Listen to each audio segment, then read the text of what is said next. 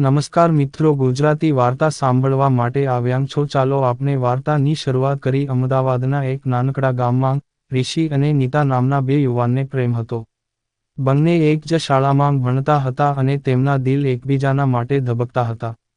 પરંતુ ઋષિની મનોભાવનાનો અંદાજ એના કટિકાઓમાં જ છુપેલો હતો.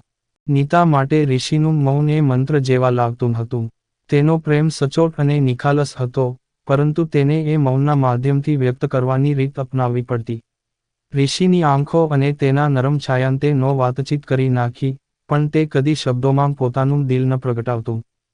ઋષિ એક દિવસ નીતા મન પર વિચાર કર્યા વિના બોલી, તમારા મૌનમાં મને કંઈક એવું છે જે કદી બોધાવી શકે તેમ નથી. હું તમને સમજતી છું, પરંતુ મને તમારા હૃદયનો અવાજ સાંભળવો છે. ઋષિ થોડીવાર હેરાન રહ્યો. શું તમે આને મૌન માને છે? શું મારો મૌન કહી શકે છે કે હું કેમ પ્રેમ કરું છું? તમારા મૌનમાં એક અનોખી ભાષા છે. તમે ક્યારેય કહ્યું ન હતું, પરંતુ હું એ યાદ રહી ગઈ છું કે તમે હંમેશા મારી આસપાસ છો. આ એ પ્રેમ છે, જેને બોલતી ભાષાની જરૂરત જ નથી. ઋષિને તેની મૌન સાથે બતાવ્યું હતું કે પ્રેમ કોઈ શબ્દોનો મોહતાજ નથી. એ સ્નેહ પરિપૂર્ણ અને શુદ્ધ છે.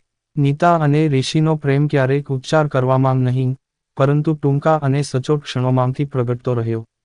આ કથાનું મોરલ એ છે કે સચ્ચા પ્રેમ માટે શબ્દોની જરૂર નથી, પરંતુ અંદરના ભાવનાઓ અને તમારો મૌન પણ મનોભાવને પૂરું પાડે છે. સ્ટોરી સાંભળવા માટે ચેનલને સબસ્ક્રાઇબ. મિત્રો, ધન્યવાદ.